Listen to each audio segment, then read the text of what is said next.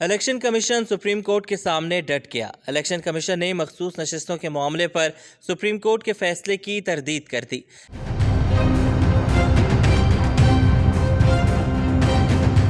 अगरचे election commission of Pakistan ने ऐलान किया है कि वो खुसूसी नशिस्तों की अलॉटमेंट से मुतालिक सुप्रीम कोर्ट के हालिया फैसले पर अमल करेगा, लेकिन इलेक्शन कमीशन की जानिब से जारी करदा प्रेस रिलीज दरअसल सुप्रीम कोर्ट के फैसले की वाज़ेह तरदीद है। सुप्रीम कोर्ट ने केस की समाअत के दौरान और अपने फैसले में कहा था कि इलेक्शन कमीशन ऑफ पाकिस्तान ने सुप्रीम कोर्ट के 13 जनवरी 2024 के पीटीआई में इंट्रा पार्टी इलेक्शन ना कराने से मुतल्लिक फैसले की गलत तशरीह करते हुए पीटीआई के मज़कूरा उम्मीदवारों को गलती से आज़ाद उम्मीदवार करार दिया। इलेक्शन कमीशन ने सुप्रीम कोर्ट के फैसले पर 2 रोज तक गौर खौस के बाद प्रेस रिलीज जारी की है, जिसमें कहा गया कि इलेक्शन कमीशन ने किसी फैसले की गलत तशरीह नहीं की। इलेक्शन कमीशन ने पीटीआई के इंट्रा पार्टी इलेक्शन को दुरुस्त करार नहीं दिया, जिसके खिलाफ पीटीआई मुख्तलिफ फॉरम्स पर गई और इलेक्शन कमीशन के फैसले को अपहोल्ड किया गया। चूंकि पीटीआई के इंट्रा पार्टी इलेक्शन दुरुस्त नहीं थे, जिसके मंतकी नताइज में इलेक्शन एक्ट की दफ़ा 215 के तहत बल्ले का निशान वापस लिया गया,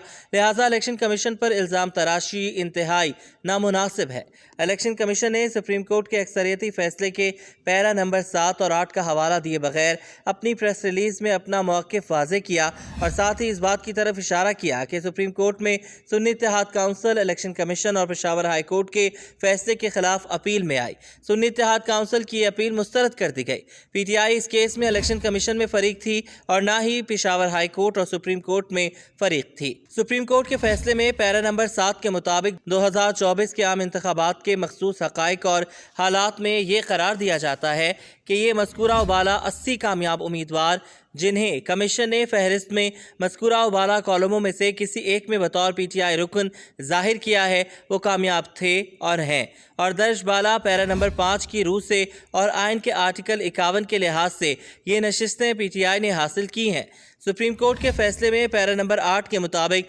2024 के आम इंतखाबात के मखसूस हक़ाइक़ और हालात में मज़ीद हुक्म दिया जाता है कि मज़कूरा उबाला 80 में से बाकी 41 उम्मीदवार 15 रोज़ के अंदर दस्तखत और तस्दीक शुदा बयान जमा कराएं